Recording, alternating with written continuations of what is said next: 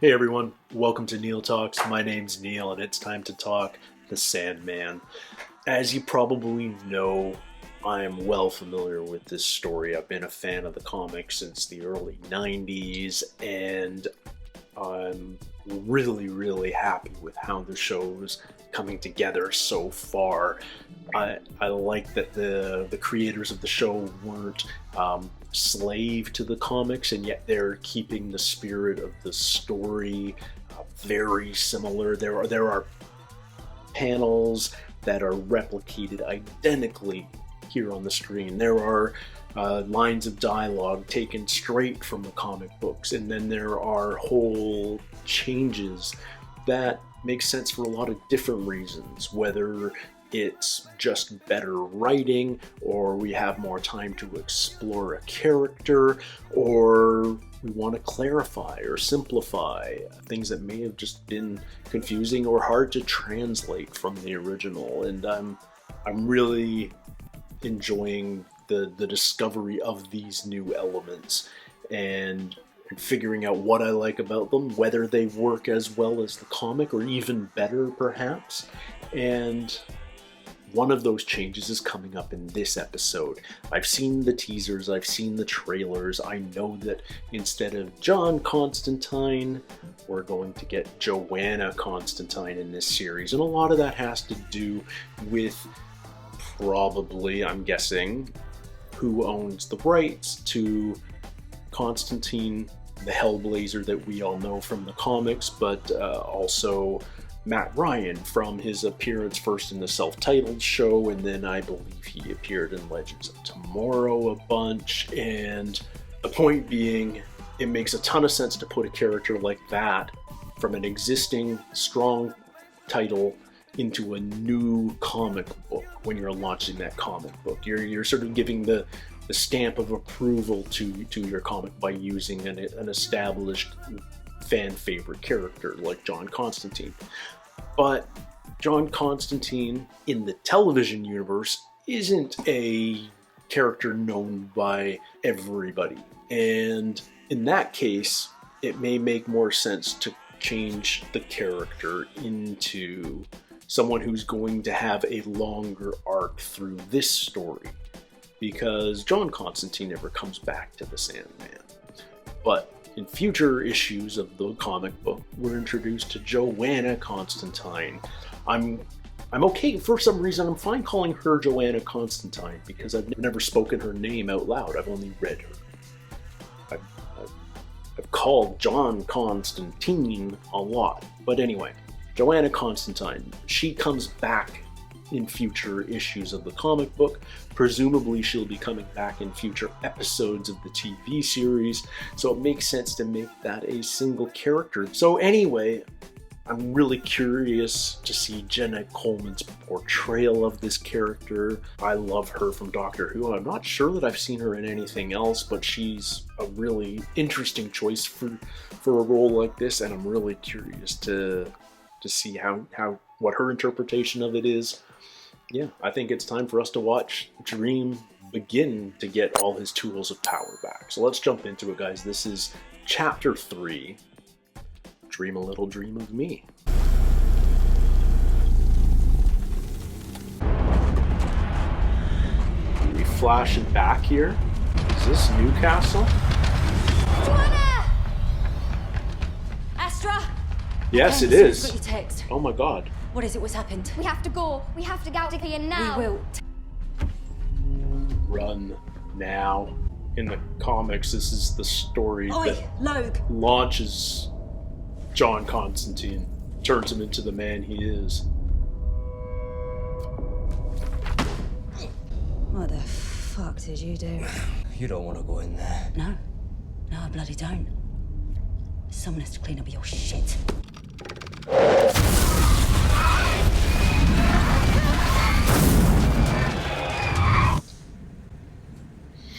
All right, miss, we're here. She's dreaming of it. Yeah. Nice way to reveal her name. Joanna Constantine. Mad Hetty. Ah. You know the Sandman. He's back. The Sandman. He's a fairy story, Hetty. You'll see. I know. Yeah, she does. 208 years old. Constantine. We have business, you and I. Get in line, bruv. Can't keep God waiting.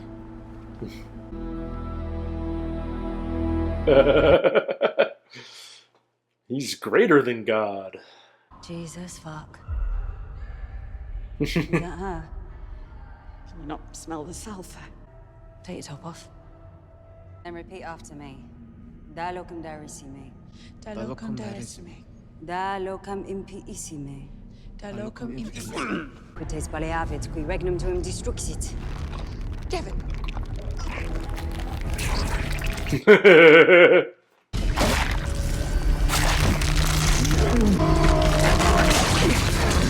Kevin's done.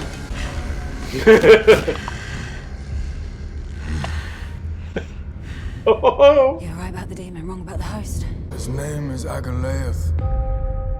Lord Morpheus. I'll tell you where your helm is. Just don't send me back. Retitutus nemeki. Constantine! Innocentium agale. I command you! Visitaque sumus You don't command a Do what the others Constantine. command you. Run along and fuck off back to hell. That would have been useful info, but... Oi, Rick. Who do I invoice for this? Church of England or Buckingham Palace? And apparently I'm a man called John Burgess. Who told you that? Who did tell him that? Your father was a cunt who wanted me to abort you. That may be the first honest thing you've ever said to me. You want me to give you the ruby? Then you tell me everything. Ah, he's much saner than in the comic, and I like that. A leather pouch filled with sand. Could be anywhere. We must find it. Must we? Why is that? Because without it, my realm will cease to exist, and if dreams disappear, then so will humanity.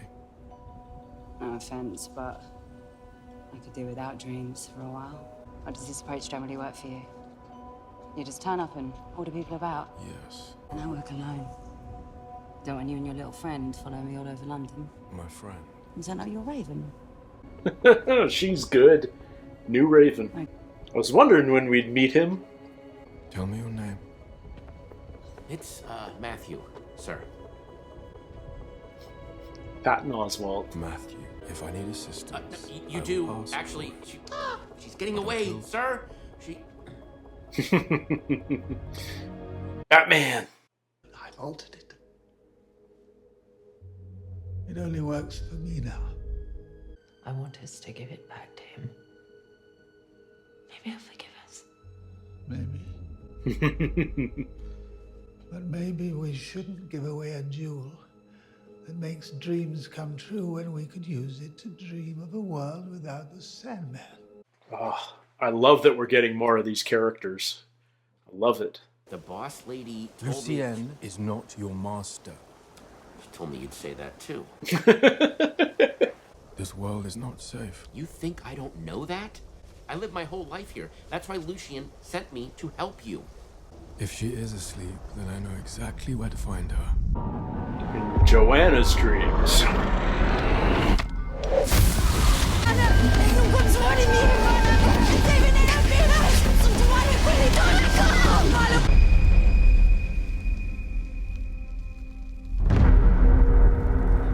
Oh, wow. We're doing the boys' version of it. This is all straight from Hellblazer. This was never in Sandman. Wow. You have a gift for disappearing. The old Demon King himself, eh? Said he had the devil locked up in his basement. How the fuck did you... Shit. I got chills. It wasn't the devil he had locked up in his basement, was it? Frickin' chills. Were you down there? All this time? You did what you had to do to keep us both alive. I understand that now. I've got this. It's you I'm trying to save. Is it? What can I do to make you believe me? Bring me the ruby. Oh. She's like I give you this. 100 and... You won't need the She's 120 years old. Because it never ends well, does it? What? I'm loving this. Love? No. I suppose it doesn't. Do you have any idea how much she probably hates me right now? Do you have any ex-girlfriends? I love the idea of Dream having ex-girlfriends. There's the song. Oh my god. Hiya, Rach. You look well. You look well. This is all new and I love it. I say this as someone who was recently human. Human beings cannot be trusted. No. But then I wasn't the best person when I was a person. No, you weren't, Matthew. Whatever they're doing up there, they're not thinking about you. But they all told me to just get over you because you're a selfish, ruthless coward who ruins everything she touches. Oh. Okay, wake up.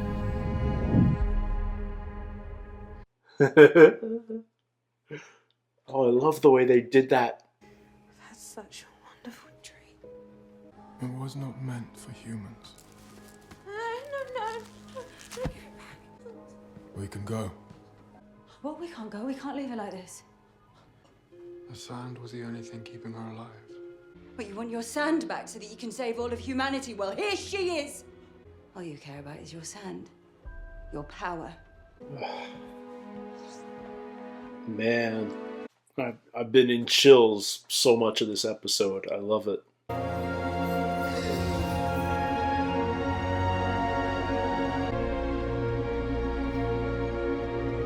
I hope it keeps you alive forever. It's all a mother wants, really. Take it. If he does, she's just gonna disintegrate, I feel like. I'm sorry I was such a shit mom. Yeah.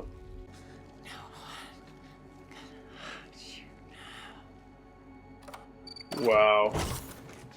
I will shoot. You'll only be hurting yourself. Literally. Oh, wow. That's what the amulet of protection does. It just disintegrates you. Corinthian rematerialized in the dreaming, but this dude's not rematerializing anywhere. So where is the ruby? Where has he left it? It's too cold for you to be out here without a coat. Oh! Well, the only thing that matters to me is that you get to where you're going. I love how proactive the Corinthian is and how interwoven he is through the story so far. Oh. She died in peace. In her sleep. They're not all like me and Roderick Burgess. You're not Roderick Burgess. And what's your friend's name? His name is Mathew, but he is not. Look after him. Mathew. That nightmare won't trouble you anymore. So what's our next move? You are going to the dreaming. Or, hear me out, you could take me with you, and we'll never have to have this conversation ever again. Where are we going? Hell. Hell? Hell? Or were you being metaphorical? Because either way, we should probably check in with Lucien first, right? But I don't get a sense that you're listening, so fuck it. Let's go to hell. Oh! I am loving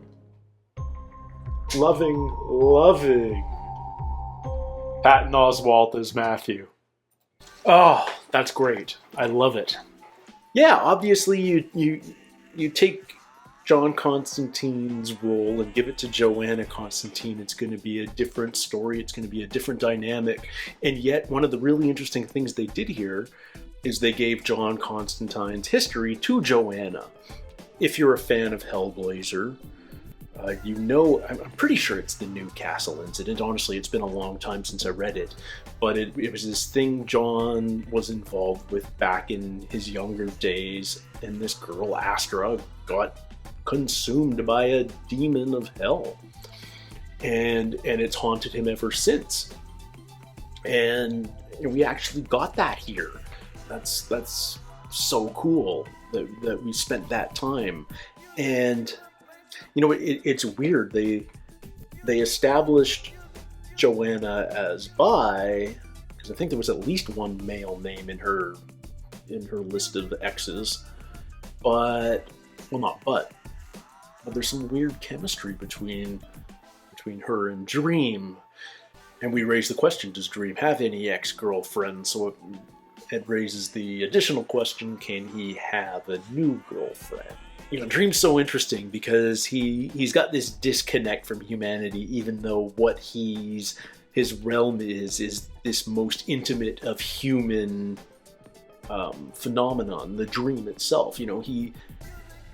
People spend a third of their life in his realm, and their deepest secrets and desires and ambitions are revealed to him, and yet he's got this disconnect from the human race. He's got this he doesn't understand people. He doesn't understand human emotions and needs.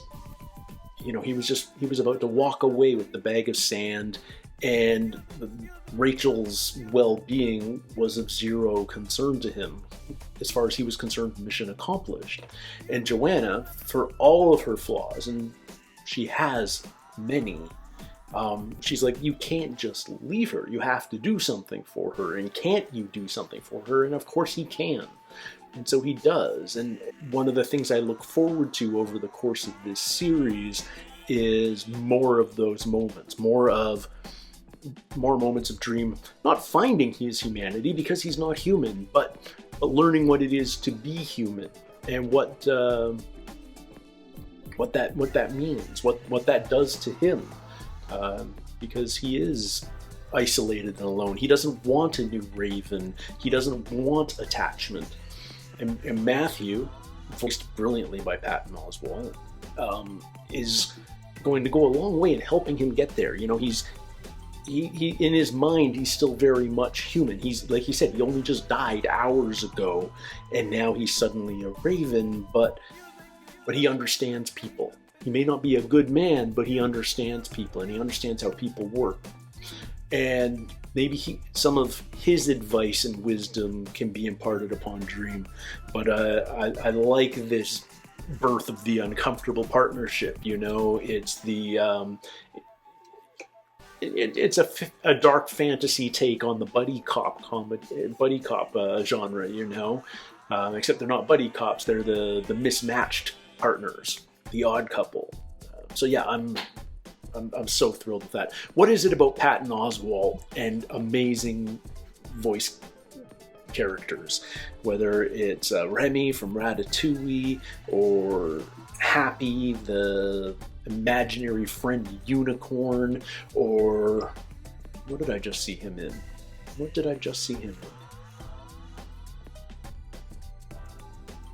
Oh, this is gonna bug me now. Oh, I have to look this up. I literally just saw him in something and now I can't remember.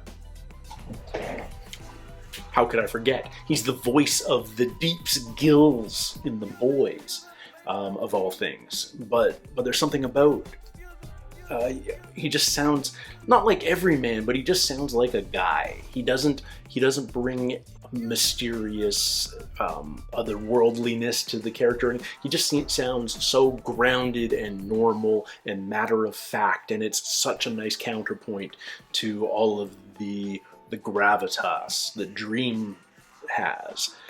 One of the things I really found myself contemplating during this episode is the way we consume different types of media. It's going back to the medium is the message kind of thing. When you're reading a novel, so much of your enjoyment of that novel happens in the translation from the written word to your imagination. How do you picture the scene? How do you picture the characters? How do you envision the entire world? And comic books take away a large part of that imagination. They show you what it looks like. They show you what the characters look like. They show you much more.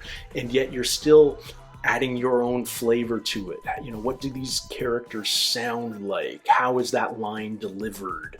That sort of thing. And I find that a really interesting middle ground between a novel and a filmed entertainment, TV, cartoons, movies, where it's all there for you to see.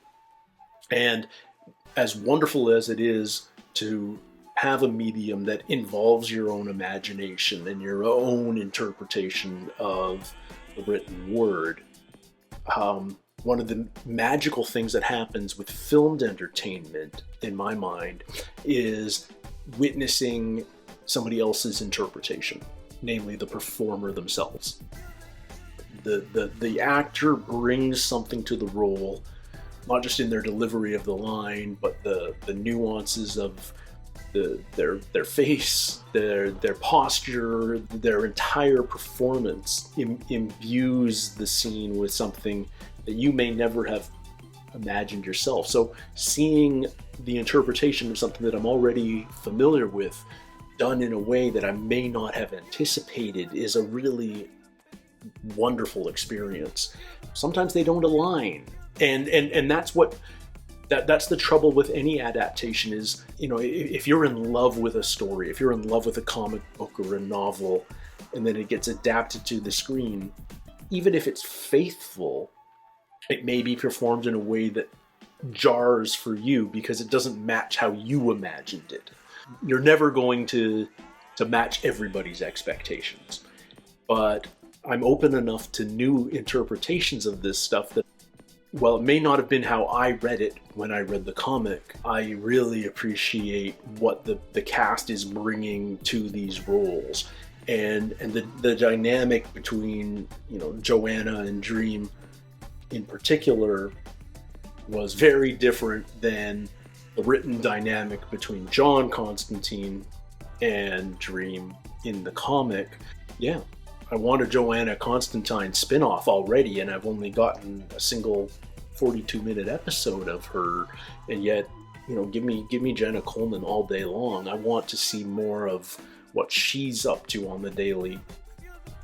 Does she exist in the same universe as John Constantine? I don't know, but I want to find out. I want more.